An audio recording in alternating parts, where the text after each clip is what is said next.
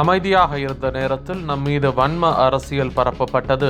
சட்டசபையில் பேசிய முதல்வர் அரசியல் காழ்ப்புணர்ச்சி, குறுகிய மனதுடன் குற்றம் சாட்டினார் என்று தவேக பொதுக்குழு கூட்டத்தில் விஜய் பேசியுள்ளார். ஆனா இப்படி அமைதி காத்து வந்த நேரத்தில் நம்மளை பத்தி வன்ம அரசியல் வலைகள், அர்த்தமற்ற அவதூறுகள்னு இந்த மாதிரி நிறைய விஷயங்கள் நம்மளை பத்தி பின்னப்பட்டன, பரப்பப்பட்டன. இது எல்லாமே சட்டம் மற்றும் சத்தியத்தின் துணை கொண்டு துடைத்து எறிய தான் போறோம். தமிழக முதல்வர் வேட்பாளர் விஜய் தலைமையில் தேர்தலை சந்திப்போம் என்றும், கூட்டணி குறித்து முடிவெடுக்க விஜய்க்கு முழு அதிகாரம் அளித்தும் தவேக சிறப்பு பொதுக்குழு கூட்டத்தில் தீர்மானம் நிறைவேற்றப்பட்டுள்ளது.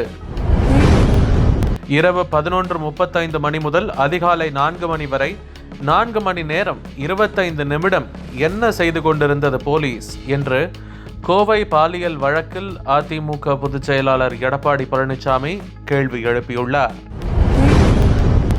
பெண்கள் மீது குற்றம் சுமத்தி செய்தியாக்கி பின்னர் அந்த வழக்கை அப்படியே நீர்த்து போக செய்வது வழக்கமாகிவிட்டது என்று தமிழக பாஜகவின் முன்னாள் மாநில தலைவர் அண்ணாமலை குற்றம் சாட்டியுள்ளார்.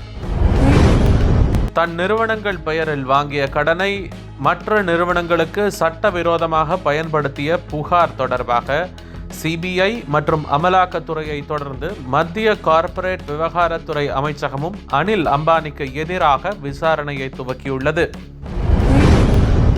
ராமதாசுடன் சேர மாட்டேன் என பாமக தலைவர் அன்புமணி தெரிவித்துள்ளார். இராணுவத்தில் உயர் வகுப்பினர் ஆதிக்கம் உள்ளதாக நாடாளுமன்ற எதிர்க்கட்சி தலைவர் ராகுல் குற்றம் சாட்டியிருந்த நிலையில், இராணுவத்திற்கு எந்த மதமோ ஜாதியோ கிடையாது என்று பாதுகாப்புத்துறை அமைச்சர் ராஜ்நாத் சிங் பதிலடி கொடுத்துள்ளார்.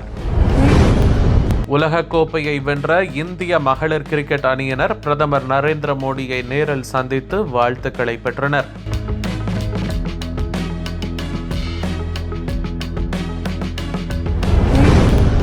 அமெரிக்க பொருட்களுக்கான 24% வரியை ஓராண்டிற்கு தற்காலிகமாக நிறுத்தி வைப்பதாக சீனா அறிவித்துள்ளது.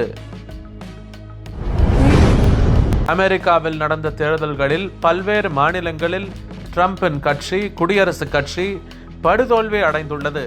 வெர்ஜீனியா, நியூ ஜெர்சி, மாசாசுசெட்ஸ் உள்ளிட்ட இடங்களில் ட்ரம்ப் கட்சி படுதோல்வி அடைந்துள்ளது. இதேபோல கலிபோர்னியா மாநிலத்தில் மாவட்ட தொகுதி மறுவரை தொடர்பான ஜனநாயக கட்சியின் நிலைப்பாட்டிற்கு ஆதரவாகவும் மக்கள் ஓட்டளித்துள்ளனர். இதன் மூலம் கலிபோர்னியா மாநிலத்தில் ஜனநாயக கட்சியின் நிலை வலுவாகும் வாய்ப்பு ஏற்பட்டுள்ளது.